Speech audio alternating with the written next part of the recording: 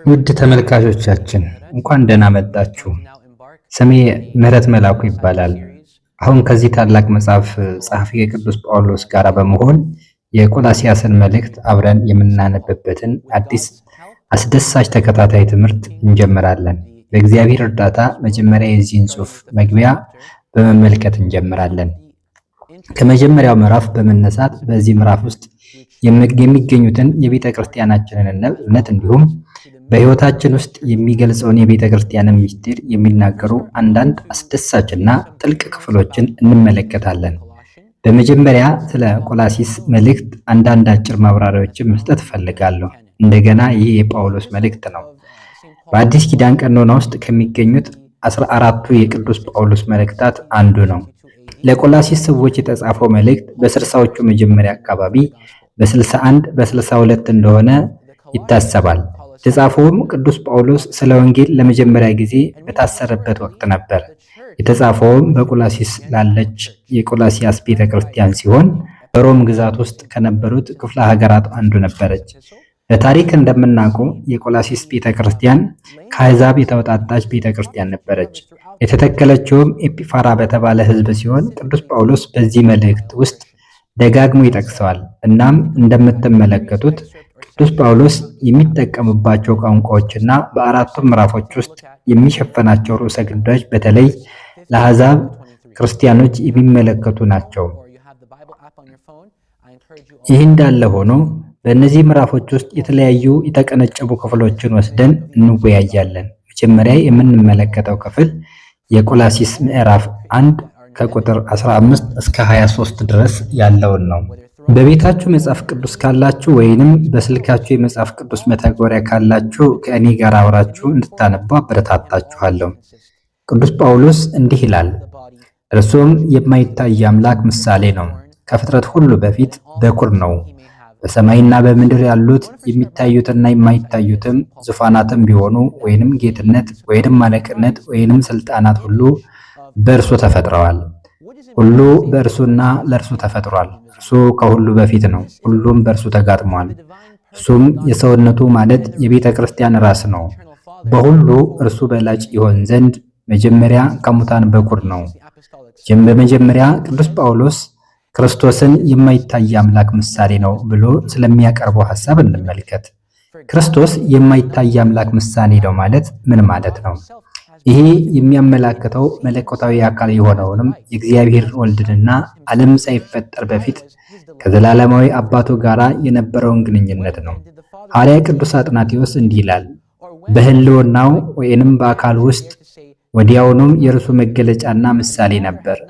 እግዚአብሔር ምሳሌ ከውጭ የተሳለ አይደለምና፣ ነገር ግን እግዚአብሔር ራሱ የወለደው ነው። በእርሱ ራሱን እያየ ደስ ይለዋል፣ ልክ ፀሐይ ራሷን እንደምታይ። ምሳሌ 8ን በመጥቀስ ደስታው ነበርኩ ይላል። ታዲያ አባት ራሱንና የራሱን ምሳሌ ያየበት ጊዜ መቼ ነበር? ወይንስ ደስታ ያልነበረው መቼ ነበር? አንድ ሰው ምሳሌው ካልነበረበት ተገኘ እንዴት ይደፍራል? ምሳሌው ሳይገኝ በፊት አባት ደስታ አልነበረውምን?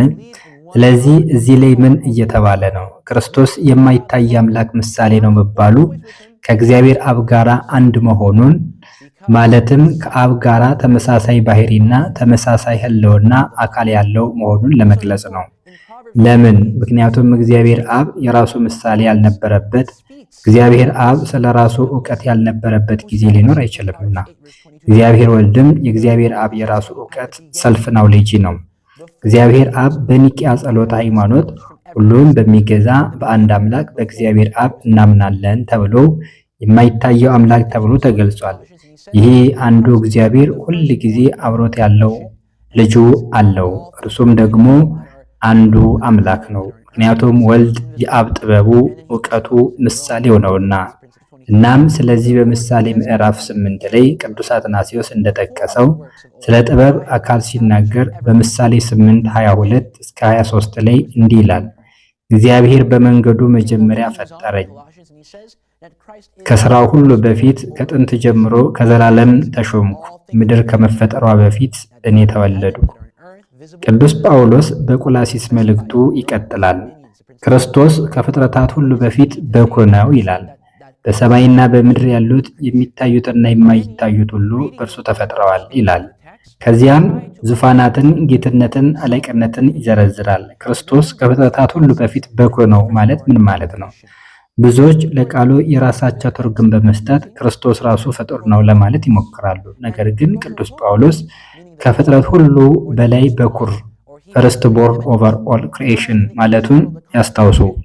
ቅዱስ ጳውሎስ እዚህ ላይ የተጠቀመበት የግሪክ ቃል ፕሮቶቶኮስ የሚል ሲሆን ፕሮቶቶኮስ ማለት በኩር ወይንም የመጀመሪያ ወይም የበላይ ማለት ነው።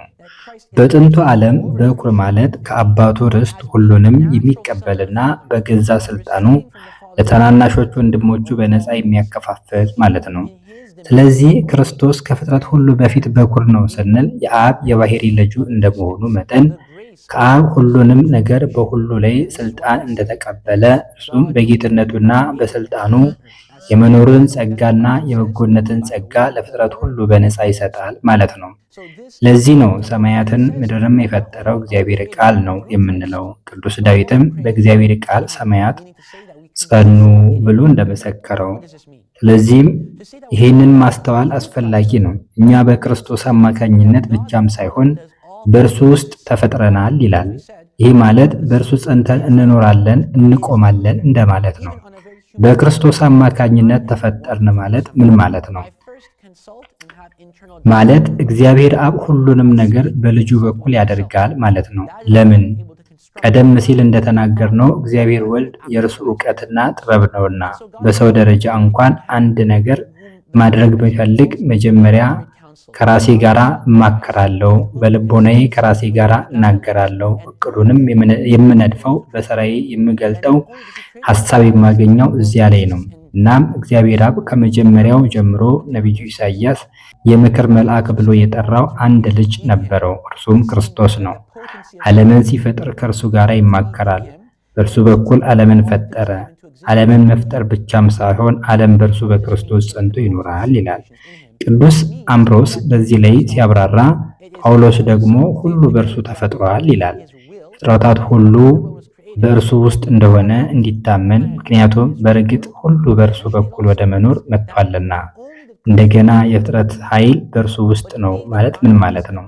በመጀመሪያ እግዚአብሔር ወልድ ዓለም ሳይፈጠር በፊት ከአብ ጋር ሆኖ በፈቃዱ የዓለምን ዕቅድና ታሪክ ያሰበ መሆኑን ያሳያል። በተጨማሪ ክርስቶስ ዓለምን መፍጠር ብቻም ሳይሆን የመለኮታዊ ጥበብና የእግዚአብሔር አብ መለኮታዊ ቃል ሎጎስ መሆኑን እንደመሆኑ መጠን ዓለምን በስርዓት ጠብቆ የሚያቆየው እርሱ ነው። የፕላኔቶችን ዑደት፣ የወራትን መፈራረቅ፣ የህልውናን ትስስር፣ የጊዜን የቦታንና የሁሉን ነገር አደረጃጀት የሚጠብቀው እርሱ ነው። እነዚህ ሁሉ የተለያዩ ጽንሰ ሐሳቦች በአንድ የህልውና ጠለል ውስጥ ተሳስረው እንዲኖሩ የሚያደርገው በእግዚአብሔር አብና በእግዚአብሔር ወልድ ስምምነት ነው። ስለዚህ እግዚአብሔር ወልድ ክርስቶስ ለዓለም ስርዓት መሰረት ይሰጣል። በመቀጠል ቅዱስ ጳውሎስ እርሱም የሰውነቱ ማለት የቤተ ክርስቲያን ራስ ነው፣ በሁሉ እርሱ በላጭ ይሆን ዘንድ መጀመሪያ ከሙታን በኩር ነው ይላል። ይሄ ማለት ምን ማለት ነው? ቅዱስ ጳውሎስ አሁን ስለ ቤተ ክርስቲያን ወሳኝ የሆነ ትምህርት እየነካ ነው። ይኸውም ቤተ ክርስቲያን የክርስቶስ አካል መሆኗን ነው።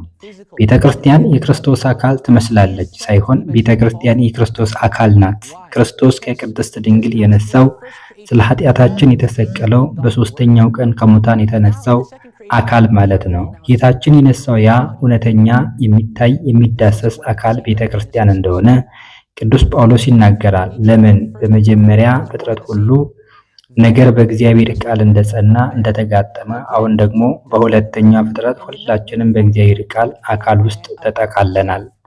ቅዱስ ጎርጎርዮስ ዘኑሲስ እንዲህ ይላል፣ በመጀመሪያ ሆነ በኋላ የሰው ባህሪ ፈጣሪ አንዱ ያው ነው። በመጀመሪያ ከአፈር ወስዶ ሰውን ሰራ፣ ደግሞም ከድንግል አፈር ስጋ ወሰደ፣ ለሰው ብቻም ሳይሆን ራሱንም ሰው ለማድረግ። መጀመሪያ ፈጠረ፣ በኋላ ደግሞ ቃሉ ስጋን ፈጠረ፣ በኋላ ግን ቃሉ ስጋ ሆነ። በሥጋና በደም ከእኛ ጋር ተካፋይ በመሆን የእኛን ሥጋ ወደ መንፈስ ይለውጥ ዘንድ ከእኛ ጋር ተካፋይ በመሆን የእኛን ሥጋ ተዋህዶ በመገለጥ ስለዚህ ቤተ ክርስቲያን ረቂቅ የሆነ ወይንም በምናብ የሚታሰብ የአማኞች ስብስብ ብቻ ሳትሆን በክርስቶስ እውነተኛ አካል ውስጥ ገብቶ የሚሳተፉ ሁሉ ናቸው። ያ ስለ እኛ የሞተው ከሙታን የተነሳው ወደ ሰማይ ያረገው እውነተኛ አካል ቅዱስ ጳውሎስ ይህን ግንዛቤ በሌሎች ምዕራፍ ውስጥም ይዘረዝረዋል። ጳውሎስ በመቀጠል ሙላቱ ሁሉ በእርሱ እንዲኖር በእርሱም በኩል በምድር ወይንም በሰማይ ያሉት ሁሉ ከእርሱ ጋር ይታረቁ ዘንድ ጥሉ ደም ሰላም አድርጎ በአባቱ ፈቃድ ሆኗል። ቅዱስ ጳውሎስ በመቀጠል እንዲህ ይላል፣ ሙላቱ ሁሉ በእርሱ እንዲኖር በእርሱም በኩል በምድር ወይንም በሰማይ ያሉት ሁሉ ከእርሱ ጋር ይታረቁ ዘንድ በመስቀሉ ደም ሰላም አድርጎ በአባቱ ፈቃድ ሆኗል። እናንተም ቀድሞ በክፉ ስራችሁ በሐሳባችሁ ጠላቶችና የተለያችሁ የነበራችሁትን አሁን በሥጋው አካል በሞቱ በኩል አስታረቃችሁ፣ ቅዱሳንና ያለ ነቀፋ በፊቱም ያለ መከሰስ እንድትቆሙ ይላል። እንዲህ ይለይ ያለው ግንዛቤ እርሱ ሥጋ የሆነውንና አካልን የነሳው እርሱ ነው። ያ አካል ደግሞ የኅብረታችን ምንጭ ማዕከል ነው። ሁላችንም የዚህ አካል ክፍሎች ነን። ስለዚህ በዚህ አካል ውስጥ ስንሳተፍ የእግዚአብሔር ወልድ አካል በመሆናችን ወደ አብ እንታረቃለን። He is reconciled in the body of his flesh through death to present you holy and blameless and above reproach in his sight. So the body of his flesh through death to present you holy. So we are brought into his body through his death and the purification which happens through his holy blood.